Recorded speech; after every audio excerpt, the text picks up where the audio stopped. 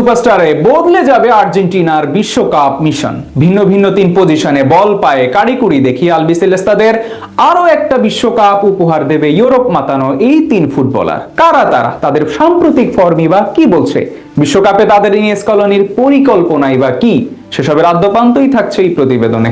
আসন্ন ফিফা বিশ্বকাপকে সামনে রেখে লিওনেল স্কালোনির অধীনে আর্জেন্টাইন দলে বইছে পরিবর্তনের হাওয়া। কাতার বিশ্বকাপের সোনালী প্রজন্মের সঙ্গে যোগ দিচ্ছেন এমন কিছু তরুণ তুর্কি যারা এরই মধ্যে ইউরোপের ক্লাব ফুটবলে নিজেদের জাত চিনিয়েছেন। বিশেষ করে নিকো পাজ, ভ্যালেন্টিন বার্কো এবং জুলিয়ানো সিমিওনে এই তিন প্রতিভার উপর ভর করে আলবিসেলেস্তারা বুনছে টানা দ্বিতীয়বার বিশ্বজয়ের স্বপ্ন। বিশেষ করে আর্জেন্টাইন মাঝ মাঠের ভবিষ্যৎ বলা হচ্ছে নিকো পাজকে। রিয়াল মাদ্রিদ থেকে ইটালিয়ান ক্লাব কোমোতে যোগ দেওয়ার পর থেকেই যিনি রীতিমতো উঠছেন। সিরিয়া লিগে তার ড্রিবলিং ভিশন এবং মাঝমাঠ থেকে বল নিয়ে উপরে ওঠার ক্ষমতা তাকে অনন্য করে তুলেছে আর 10 জন ফুটবলারের চেয়ে। আর তাই স্কালোনি সিস্টেমে নিকো পাজ হতে পারেন ডিপলের উত্তরসূরি কিংবা এনজো ফার্নান্দেজদের যোগ্য সঙ্গী। এমনিতেও বল পায়ে তার সৃজনশীলতা প্রতিপক্ষের রক্ষণভাগ ভেঙে দেওয়ার জন্য যথেষ্ট। ইতালিয়ান লিগে সাম্প্রতিক ম্যাচগুলোতে তার গোল করানোর দক্ষতা এবং চাপের মুখে ঠান্ডা মাথায় খেলার ধরন বলছে বিশ্বকাপে আর্জেন্টিনার মাঝ মাঠের প্রাণভোমরা হতে যাচ্ছেন তিনি। আসলে স্কালোনি তাকে মূলত একজন প্লেমেকার হিসেবেই ব্যবহার করতে চাইবেন, যিনি লিওনেল মেসিকে আক্রমণ ভাগে আরো বেশি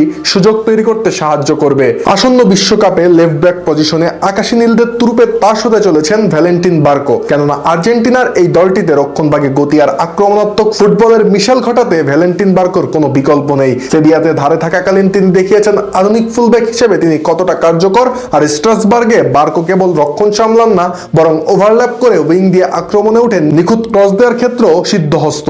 যেখানে তার সাম্প্রতিক ফর্ম বলছে মার্কোস আকুনা, নিকোলাস টাগলিয়াফিকোর দীর্ঘদিনের রাজত্বের পর লেফট ব্যাক পজিশনটি এখন বার্কোর দখলেই যাচ্ছে। স্কালোনির পরিকল্পনা অনুযায়ী বার্কোকে ব্যবহার করা হবে উইং ব্যাক হিসেবে, যাতে আক্রমণ ভাগে বাড়তি একজন খেলোয়াড়ের সুবিধা পাওয়া যায়। এছাড়া বার্কোর সেট পিস থেকে দারুণ সব শট নেওয়ার দক্ষতাও দলের জন্য হতে পারে এক্স ফ্যাক্টর।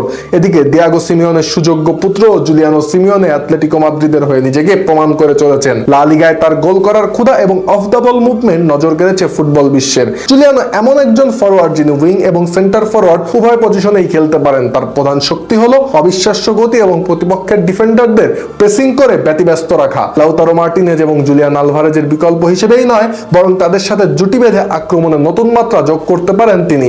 এমনকি কোচ স্কালোনি তাকে সুপার সাব হিসেবে বিশেষ কৌশলে উইঙ্গার হিসেবে খেলানোর কথাও ভাবতে পারেন, যা ম্যাচের গুরুত্বপূর্ণ সময়ে মোড় ঘুরিয়ে দিতে পারে ফলাফলের। এমনিতেও স্কালোনি সবসময় তারুণ্য এবং অভিজ্ঞতার ভারসাম্যে বিশ্বাসী। আর আসন্ন ফিফা বিশ্বকাপে এই তিন সুপারস্টার ইউরোপ মাতানোর পাশাপাশি আলবিসেলেস্তাদের খেলার ধরনে নিয়ে এসেছে নতুন গতি। তাই তো ভক্তদের প্রত্যাশা এই ত্রয়ীর পায়ে ভর করেই আকাশী নীলরা ঘরে তুলবে নিজেদের চতুর্থ বিশ্বকাপ শিরোপা।